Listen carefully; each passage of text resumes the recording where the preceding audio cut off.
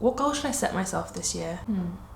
Well, I see so many people on YouTube and Instagram talking about having 6-figure businesses, so that would be cool. And I know I want to get abs, so I should probably train at the gym every day. Oh, I know, I could write a book. What a great year 2021 is going to be now that I've got these amazing goals. Hey friends, I'm Akta, a dentist living in the UK, and on this channel we explore the ways to protect our happiness and our well-being through self-care. So grab yourself a hot drink and let's get cozy, because today we're talking about setting goals through the DART system. I love that feeling of a fresh new start, and I love just sitting down and setting myself new goals in a new planner. But I've realised that there's something more important than having the perfect planner or having the perfect productivity system, or even more important than whether you actually achieve those goals, and that's to make sure that you're setting the right goals in the first place. I mean, you could set 5 goals every single year and achieve them, but unless they're goals that you actually want to achieve, you're not going to end up where you want to be. So in today's video, I'm going to share the DART system, which is 4 points that I use to hone in on the goals that I actually want to achieve. And by doing that, I'm not only more likely to achieve them, but I'm more likely to be fulfilled by them. So the 4 points of the DART system is intentions,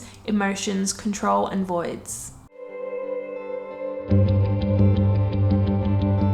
One of the most watched TED Talks of all time is Simon Sinek's Start With Why, and the message behind that video is to make sure that there's a reason behind what you're doing. So you're not just doing things for the sake of doing it, you actually have a connection to it. When I was at school and university, all of the goals that I set were really aligned with the path that I was on, because I knew exactly what I wanted to do, and that was to be a dentist. But since I left uni, I feel like I've had a lot less clarity. In my first year out, I remember setting myself the goal to get a hospital job in London, because that's what most of the people I knew were going to do. But when the time came round to actually applying, I realised I didn't want to do it at all. So that goal had just sat in my planner for months for no reason whatsoever, and it made me realise that I was setting goals based on what I thought I should do rather than what I wanted to do. And this is why setting goals with intention is so important, because we're bombarded by what other people are doing, and it's so easy to be influenced by that. So how do you know if there's a true intention behind something? Something that I've started doing is every time I set myself a goal, I imagine that I've got a little kid next to me asking me why over and over again until I exhaust every single option. Why?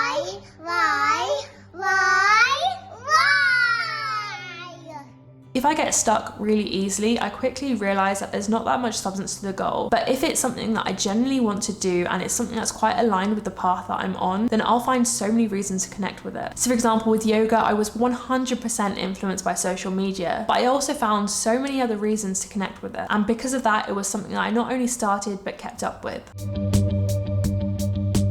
I feel like emotional connection is so important every time you set a goal, because if you're emotionally invested in a goal, you're more likely to overcome any obstacles and achieve it. So whenever I want to set a goal, the first thing that I do is close my eyes and visualize a goal that I've already achieved that made me so happy or helped me get further along in life. I try to bring back that emotional state that I was in when I first achieved that goal. And when I feel like I've connected with that emotionally, I then think about this new goal that I want to set. Again, I visualize myself achieving it. Then I compare the two. If the new goal that I'm setting doesn't make me feel the same way as the goal that I've already achieved, then it makes me wonder whether I've got the emotional connection for it. If I can't bring those feelings of joy and pure happiness and bliss, then it's probably not a goal that's worth setting. Sometimes when I do this, I actually feel negative emotions when I think about the new goal. I might feel things like impatience or dread, and I very quickly realize that it's not the goal for me. I'm all about living intentionally, so I only want to set goals that make me feel excited and passionate.